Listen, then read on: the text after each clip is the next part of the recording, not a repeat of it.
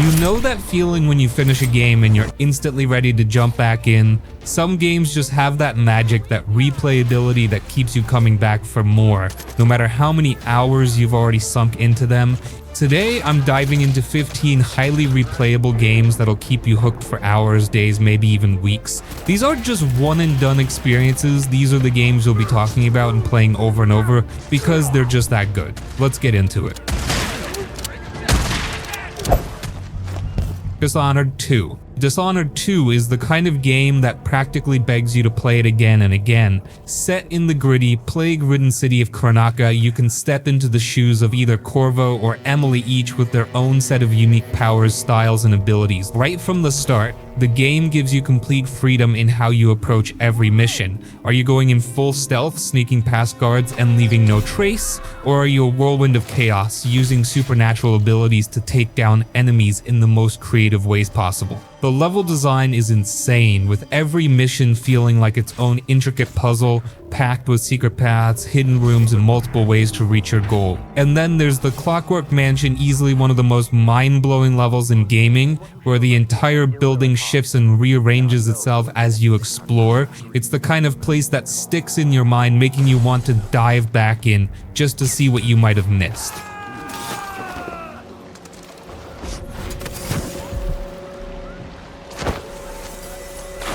Each playthrough feels different thanks to the range of choices you make, the powers you can upgrade, and the chaotic or clean approach you take. The game even keeps track of your chaos level, subtly changing the world and story depending on how ruthless or merciful you are. What happened? Is that a gunshot? Dishonored 2 doesn't just have replay value, it's practically built for it. Every time you come back, you find yourself experimenting with new powers, new routes, and new ways to approach the challenges, making it ridiculously hard to put down. Impossible! This is Knife Leader. Engage husk drives and descend to Angels 1-5. Deus Ex Mankind Divided. Deus Ex Mankind Divided is the kind of game that practically hands you the keys to a cyberpunk playground and lets you decide exactly how you want to explore it. You play as Adam Jensen, a heavily augmented agent in a world divided by tension and distrust between humans and Augs. The beauty of Mankind Divided is that every mission, every encounter, and every conversation offers you multiple paths and approaches. Whether you're all about hacking into systems, talking your way out of trouble, or going full-on action mode, the game has you covered. What makes Mankind Divided so replayable is the sheer range of abilities and playstyles you can experiment with. You can focus on stealth, upgrading your cloaking and hacking skills to slip through environments unseen. Or you can lean into combat, enhancing your augmentations to become an unstoppable force. Each decision impacts how the world responds to you, and different choices open up new dialogue options and ways to solve problems. The game's dense levels are packed with secrets, hidden rooms, and alternate routes, practically demanding you play it again to see what you missed. And with so many ways to customize Jensen's abilities, every playthrough feels fresh, letting you approach the game from a completely different angle each time. Deus Ex Mankind Divided keeps you hooked with the endless possibilities it offers, making it the kind of game that pulls you back in for just one more run. Get him already!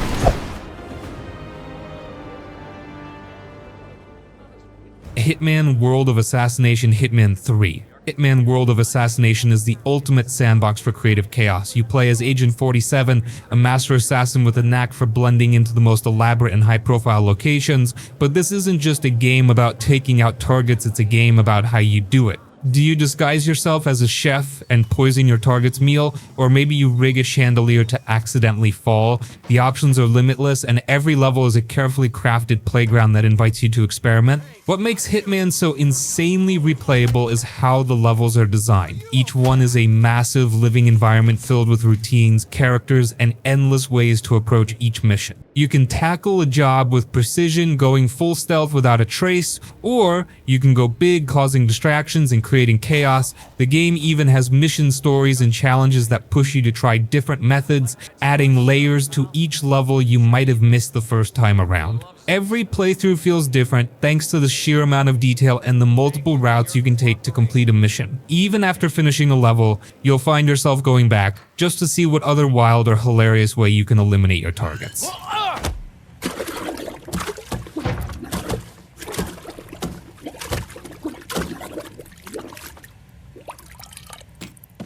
Hitman World of Assassination isn't just a game you play, it's a game you keep coming back to, finding new twists and strategies that keep it fresh and addictive every single time.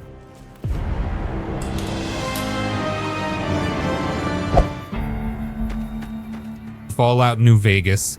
Fallout New Vegas is the kind of game that hooks you in and refuses to let go. You're out in the Mojave Wasteland, a brutal, lawless place where every choice you make really matters. Right from the start, you're given the freedom to shape your character however you want, be a charming diplomat, a gunslinging wanderer, or just someone trying to survive. But the beauty of New Vegas is that every choice has weight, and the world reacts to you in a way that feels real and personal. The factions are what make this game truly unforgettable. You've got the NCR, Caesar's Legion, Mr. House, and even the option to carve out your own path. Each one has its own ideals, goals, and ways of doing things, and they all want you to help them take control of New Vegas. The game doesn't just throw good or bad choices at you, instead, it gives you a world where morality is gray, where no decision feels easy, and you're constantly second-guessing yourself. What keeps you coming back is that you can play it in 100 different ways and every playthrough feels unique. Maybe you're siding with the NCR this time, or maybe you decide to go full wildcard and take over New Vegas yourself. No matter how you play, the game respects your choices, and it's got a way of making you feel like every decision is shaping the world around you. Fallout New Vegas isn't just replayable, it's addictive. It's the kind of game that pulls you back in, tempting you to see what would happen if you did things just a little differently.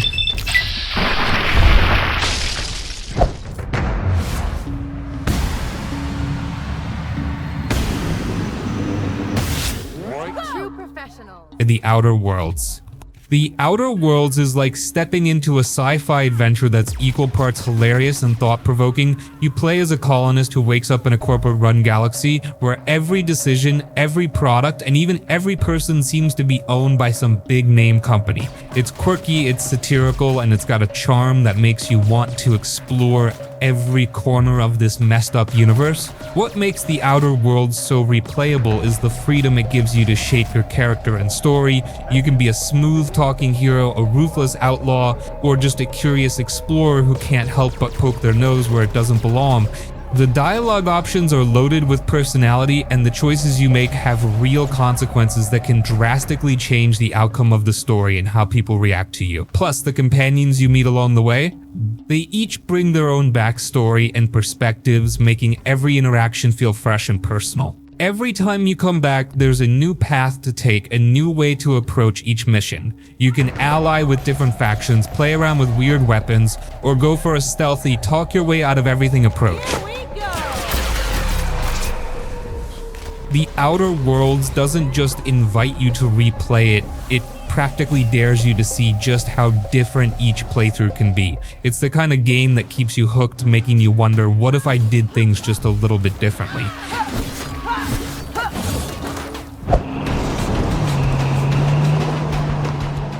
Far Cry 5. Far Cry 5 throws you right into the chaos of Hope County, Montana, a beautiful wild place that's been taken over by a cult led by the chillingly calm Joseph Seed. You play as a rookie deputy trying to survive and take down the Seeds, and from the start it's just intense. There's something so eerie about the setting, this rural American town with wide open landscapes and quiet forests that feel strangely peaceful, even while danger lurks around every corner.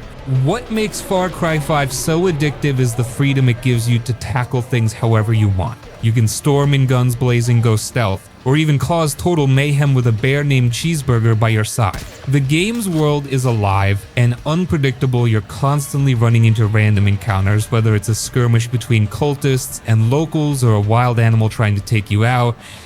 There's always something to do, and it's that kind of world that makes you want to keep coming back to see what else you can discover. The story is dark and unnerving, with each of Josu's siblings bringing their own twisted influence to different parts of the county. You're not just fighting to take down a villain, you're fighting to free people who've lost everything, and that adds a real weight to the missions. Far Cry 5 hooks you in with its mix of freedom, danger, and a story that feels grounded in a strange way. It's the kind of game that keeps you exploring, experimenting, and coming back for more, even when you think you've seen it all.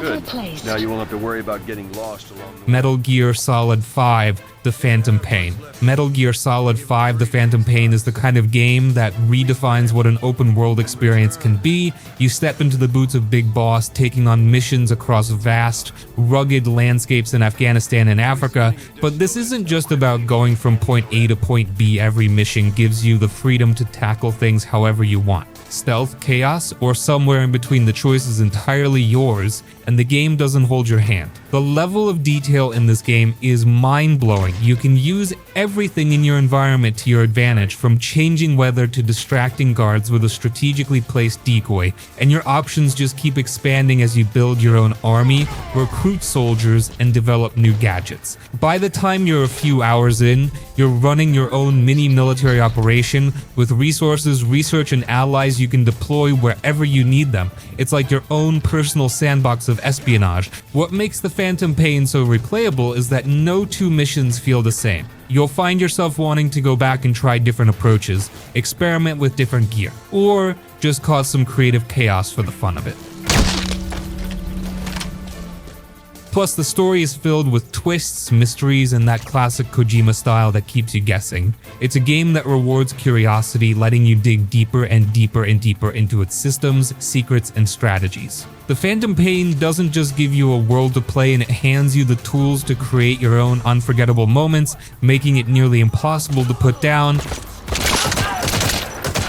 suppressor is no longer effective. Bear in mind.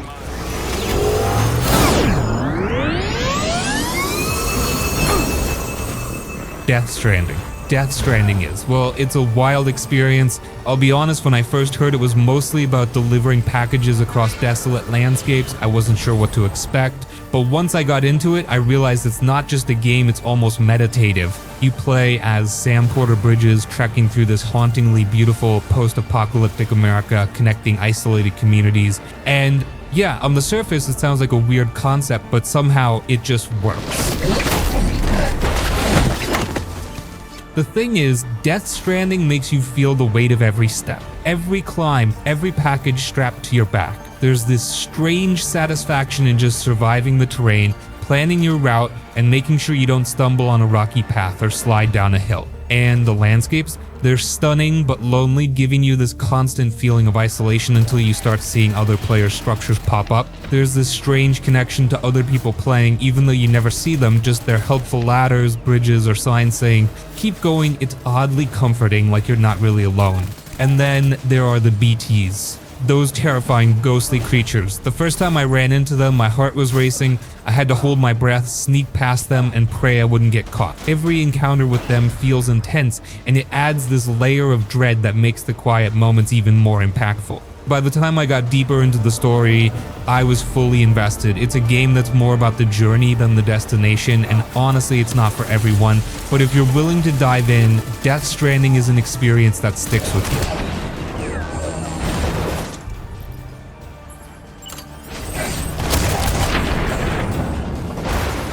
It's like nothing else out there, and even after finishing, I still catch myself thinking about those lonely landscapes, the sense of connection, and the quiet strength it took to keep moving forward.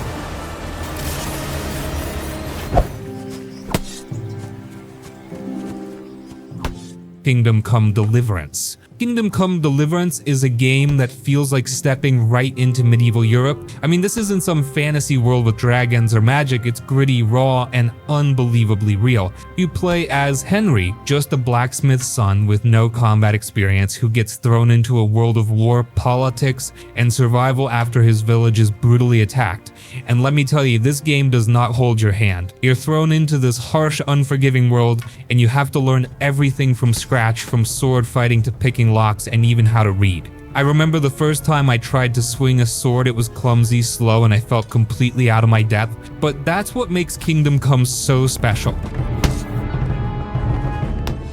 It doesn't make you a hero right away, it makes you earn it. As Henry improves, you feel that progress, like you're genuinely mastering skills instead of just leveling up stats. And the world, it's insanely detailed. Every village, every forest, every tiny chapel, it all feels real, like it was plucked straight from history. And then there's the story. Henry isn't some destined hero, he's just a guy trying to survive and make sense of the chaos around him. The quests are grounded, full of tough choices, and sometimes you have to get a little creative to succeed. I found myself getting caught up in local feuds, helping farmers, and even ending up in jail once or twice because things didn't go as planned. It's unpredictable and messy in a way that feels so satisfying. Kingdom Come Deliverance is one of those games that sticks with you. It's tough, sometimes frustrating, but incredibly rewarding. By the end, I felt like I'd really lived through a piece of history, like I'd been through Henry's journey with him, every step of the way. It's an experience that leaves a mark, making you appreciate every hard-fought victory and every lesson learned.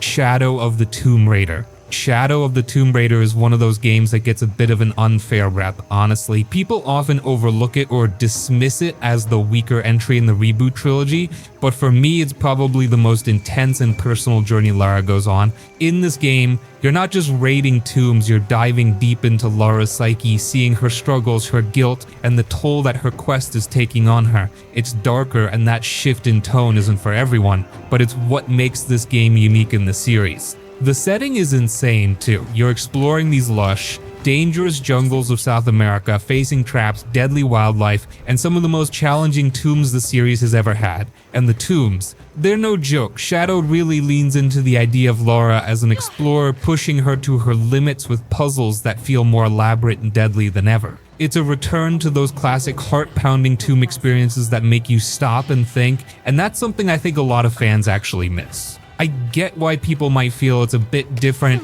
it's slower, more introspective, and there's a heavier focus on Lara's journey rather than just the action, but that's what makes Shadow of the Tomb Raider stand out. It's about Lara coming to terms with who she is and what her relentless drive has cost her. It may not have the big, explosive feel of the earlier games, but it's got this depth and intensity that pulls you in if you're willing to go along for the ride. Shadow of the Tomb Raider may be underrated, but it's a hidden gem in the series. It's more than just another adventure, it's a story about Lara finding herself in the heart of the jungle, facing not just ancient dangers but also her own demons. Give it a shot with an open mind, and you might find it's got a lot more to offer than you'd expect. Oh no.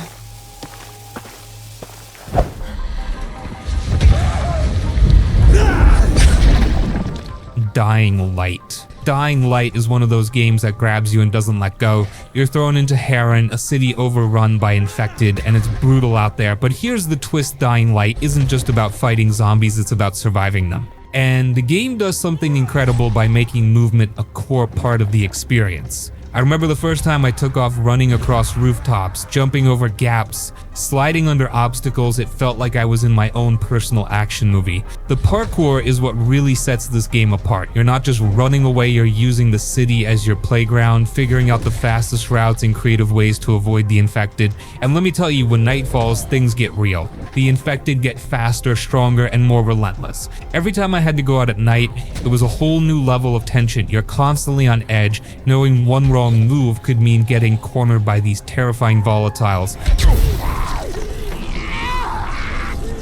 The story isn't groundbreaking, but it gives you enough motivation to push through and survive. You meet all kinds of survivors, each with their own struggles and personalities, and it feels like you're part of this desperate fight to stay alive. Plus, the crafting system lets you create some crazy weapons like electrified machetes and fire-coated baseball bats. It's satisfying in a way that makes you want to keep coming back just to try out new combos and see how long you can last. Dying Light has this addictive loop of parkour, core, combat, and exploration that's just pure fun. It's one of those games that pulls you in with its mechanics, keeps you hooked with its intensity, and leaves you coming back for more.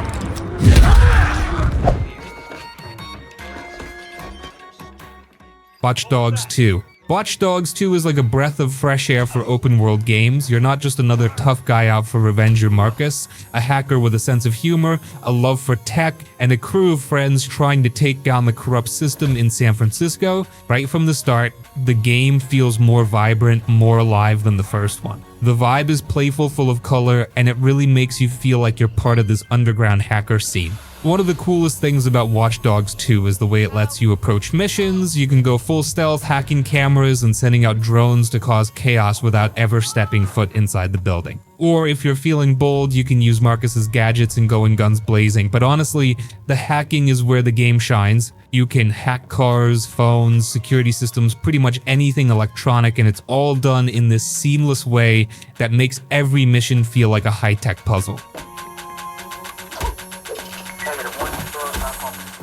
The world itself is packed with stuff to do. You're exploring a digital version of San Francisco, complete with landmarks, crazy side missions, and a bunch of goofy events that just make the city feel alive. Plus, Marcus and his Dead Set crew, they're a fun bunch. You've got Sitara, Wrench, Josh each with their own quirks and personalities, and they actually make you care about the whole Dead Set movement. It's not just about taking down the bad guys, it's about making a statement, and that gives everything a sense of purpose. Watch Dogs 2 is one of those games that keeps you hooked with its freedom and creativity. It's easy to get lost in the endless ways you can mess with the city and tackle objectives. The game doesn't take itself too seriously, and that's what makes it such a blast to play. It's got heart, humor, and just the right amount of chaos to keep you coming back for more. Puerta's out. Batman Arkham Knight. Batman Arkham Knight is one of those games that makes you feel like Batman. I mean, you're gliding over Gotham, taking down thugs, solving puzzles, and taking on villains who are just as intense as they are iconic. This game throws you into Gotham on one of its darkest nights, and you can feel the tension building as Scarecrow and a whole lineup of villains try to bring the city to its knees. And as Batman, it's up to you to stop them. One of the things I love about Arkham Knight is how smooth the combat feels. You're flipping, countering, using gadgets mid-fight. It's just so fluid, and every punch has that satisfying impact. And then there's the Batmobile.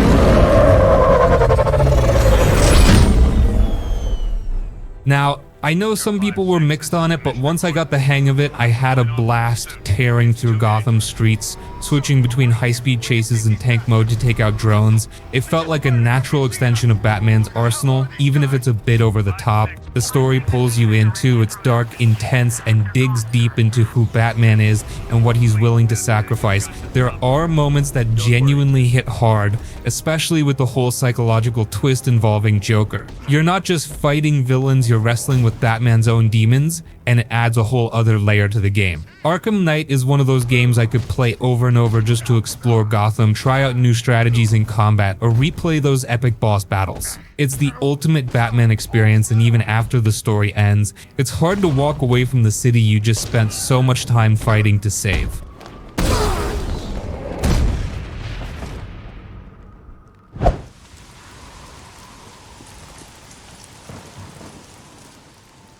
Days Gone. Days Gone is one of those games that grows on you the more you play it. At first it seems like your typical post-apocalyptic story, but as you dive deeper you realize there's something special here. You play as Deacon St. John, a biker turned drifter, just trying to survive in a world overrun by freakers, these terrifying, fast-moving zombie-like creatures. But it's not just a game about survival, it's a story about loyalty, love, and what people are willing to fight for when everything else is gone. What really hooked me in Days Gone is the open world and the freedom it gives you. You're riding through these gorgeous, desolate landscapes of Oregon with forests, mountains, and abandoned towns that are eerie but beautiful. And that bike, it's not just a vehicle, it's practically a character of its own. You have to take care of it, find fuel, upgrade it, and every ride through the wilderness feels intense, knowing that freakers or hostile survivors could be lurking around any corner. The story is surprisingly emotional too.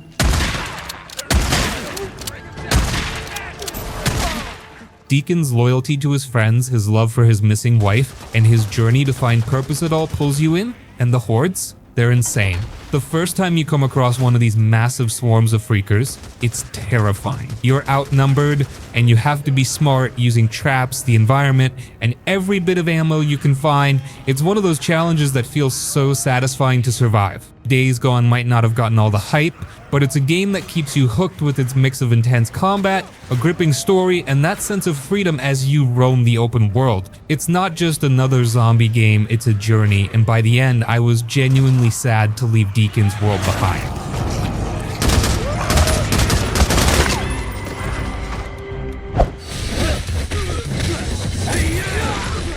Yakuza 0. Yakuza 0 is one of those games that hits you with a mix of wild fun and deep emotion that you don't see coming.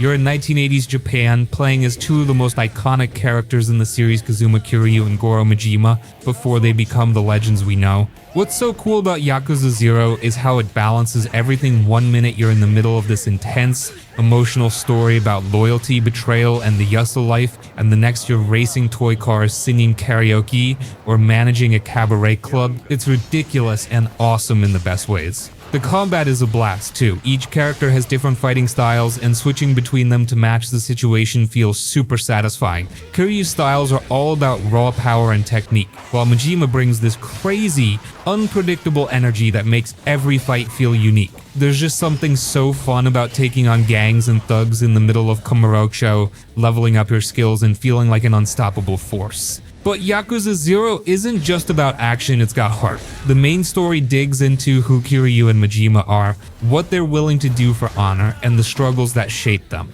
And the side stories? They're some of the funniest and most touching moments in the game. You're helping people with problems that range from downright absurd to surprisingly deep, and it all just makes the world feel real and full of life. Yakuza 0 is a game that keeps you hooked because it's got so much to offer. Whether you're brawling, exploring, or just enjoying the quirky side of 1980s Japan, there's always something new to dive into. It's the perfect mix of serious and silly, and by the end you feel like you've lived a whole other life right alongside Kiryu and Majima. Middle-earth Shadow of War. Middle-earth Shadow of War is the kind of game that makes you feel like a total badass in the world of Tolkien. You play as Talion, a ranger possessed by the spirit of the elf lord Celebrimbor, which basically gives you a whole range of supernatural powers to take on Sauron's armies. This game isn't just about swinging a sword and taking down orcs, it's about building your own army, turning enemies into allies, and using strategy to control the battlefield. The Nemesis system is where Shadow of War shines. Every orc you fight has their own personality, strengths, weaknesses, and sometimes grudges. They remember you, taunt you, and even hold grudges if you've humiliated them in battle. I can't tell you how many times I ran into an orc who'd come back for revenge with new scars or a personal vendetta. It makes every encounter feel unique, like you're weaving your own personal story in Mordor. And when you start converting orcs to join your side, that's when things get really interesting. The world itself is dark and gritty, but absolutely packed with things to do. From brutal sieges to ambushes, you're constantly thrown into intense situations where you have to think on your feet. And the fortress battles? They're epic. You're storming huge fortified strongholds with your army, and each siege feels like a massive showdown that's completely shaped by the choices you've made.